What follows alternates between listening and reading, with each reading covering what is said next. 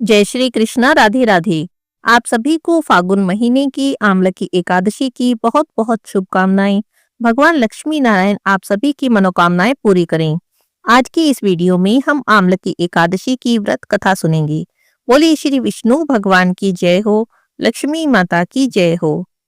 एक समय की बात है, शौनक आदि 88,000 ऋषियों ने श्री सूत जी महाराज से कहा, हे सूत जी, हमें फागुन माह के शुक्ल पक्ष की एकादशी के बारे में बताएं। इस एकादशी का क्या नाम है और इसके व्रत का क्या विधान है। तब श्री सूत जी महाराज ने कहा, हे विप्रो, आपने बहुत ही सुंदर प्रश्न किया है। प्राचीन काल की बात है, महान राजा मानदाता ने भी वशिष्ठ जी से यही प्रश्न किया था। हे वशिष्ठ जी, यदि आप मुझ पर प्रसन्न हैं तो किसी ऐसे व्रत का विधान बताएं जिससे मेरा कल्याण हो। तब महर्षि वशिष्ठ जी ने कहा, हे राजन, सब व्रतों में उत्तम और अंत में मोक्ष देने वाला आमलकी एकादशी का व्रत है। राजा मानधाता ने कहा, हे ऋषिवर, इस एकादशी व्रत की उत्पत्ति कैसे हुई? इस एकादशी व्रत के करने का क्या विधान है? हे वेदों के ज्ञाता, कृपा कर सारी बातें मुझे विस्तार से कहें। तब महर्षि वशिष्ठ जी बोले, हे राजन, मैं तुम्हारे सामने इस व्रत का वृतांत कहता हूँ। यह व्रत फागुन मास के शुक्ल पक्ष में होता है। इस व्रत के प्रभाव से सभी पाप नष्ट हो जाते हैं। इस व्रत का पुण्य 1000 गोदान के फल के बराबर है। आंवले अर्थात आमल की महत्ता उसके गुणों के अतिरिक्त इस बात में है कि इसकी उत्पत्ति भगवान विष्णु के श्री मुख से हुई है। अब मैं आपसे एक पौराणिक कथा कहता हूँ, आप ध्यान से सुनिए। प्राचीन समय में वैदिक नाम का एक नगर था।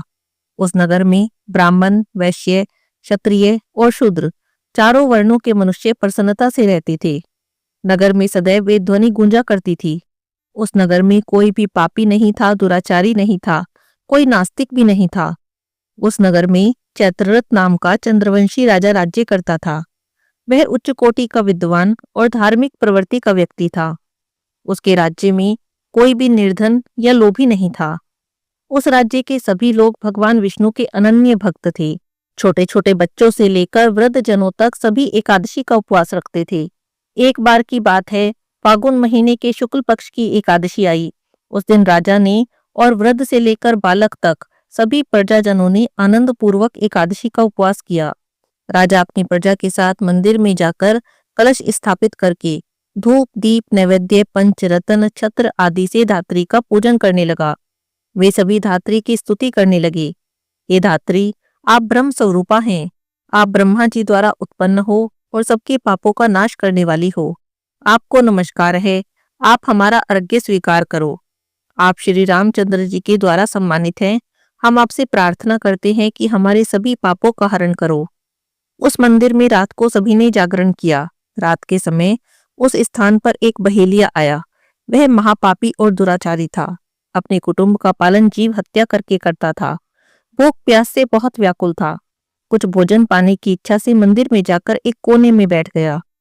उस स्थान पर बैठकर उसने भगवान विष्णु की कथा और एकादशी का महात्म्य सुना। इस प्रकार बहेलिये ने संपूर्ण रात्रि अन्य लोगों के साथ जागरण करके व्यतीत की। प्रातःकाल सभी लोग अपने अपने घरों को चले गए और वह बहेलिया भी अपने घर चला गया। वहां जाकर उसने भोजन किया। कुछ समय व्यतीत होने पर उस बहेलिये की मृत्यु हो गई। हालांकि जीव हिंसा करने के कारण वह घोर नरक का भागी था, परंतु उस एक दिन आमलकी एकादशी का व्रत और जागरण के प्रभाव से उसने राजा विदुरथ के यहाँ जन्म लिया और उसका नाम बसुरथ रखा गया। बड़ा होने पर वह चतुरंगिनी सेना सहित और धन धान्य से युक्त होकर 10,000 ग्रामों का संचालन करने लगा। वह तेज में सूर्य के समान, कांति में चंद्रमा के समान, वीरता में भगवान विष्णु के समान और क्षमा में पृथ्वी के समान था। वह अत्यंत धार्मिक, सत्यवादी, कर्मवीर और विष्णु भक्त था। प्रजा का समान भाव से पालन करता और दान देना तो उसका नित्य कर्म था। एक समय की बात है, राजा वसुरथ शिकार खेलने गया। देवयोग से वन में रास्ता भटक गया और दिशा का ज्ञान न होने के कारण उसी वन में एक वृक्ष के नीचे सो गया। कुछ समय के बाद पहाड़ी डाकू वहां आए। राजा को अकेला देखकर मारो मारो इस प्रकार चिल्लाते हुए राजा वसुरथ की ओर दौड़ने लगे।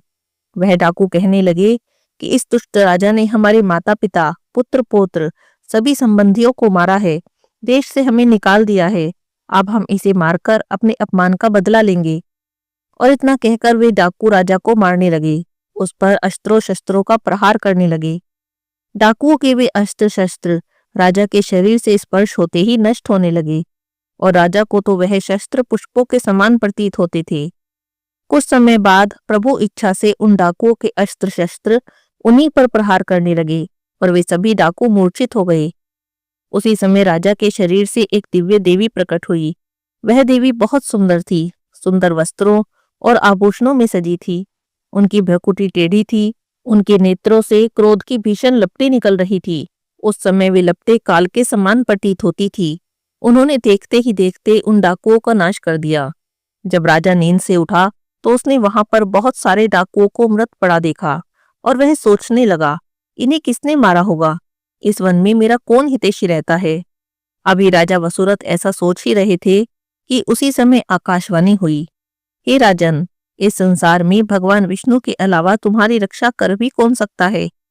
इस आकाशवाणी को सुनकर राजा ने भगवान विष्णु का स्मरण किया, उन्हें प्रणाम किया और उसके बाद अपने नगर में वापस आ गया और सुखपूर्वक राज्य करने लगा। महर्षि वशिष्ठ जी कहते हैं, हे राजन, यह सब आमल की एकादशी के व्रत का प्रभाव था। जो मनुष्य अपने जीवन में एक बार भी इस एकादशी का व्रत कर लेता है, वह अपने प्रत्येक कार्य में सफल होता है और मृत्यु के बाद उसे वैकुंठ धाम की प्राप्ति होती है।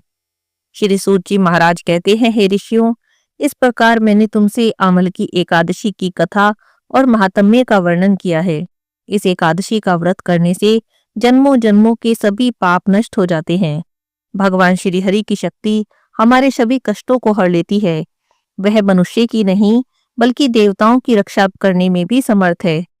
इसी शक्ति के बल से भगवान विष्णु ने मधु कैटभ नाम की राक्षसों का संहार किया और इसी शक्ति से उत्पन्ना एकादशी के रूप में मुर नामक असुर का वध करके देवताओं का कष्ट हरा और उन्हें सुखी किया।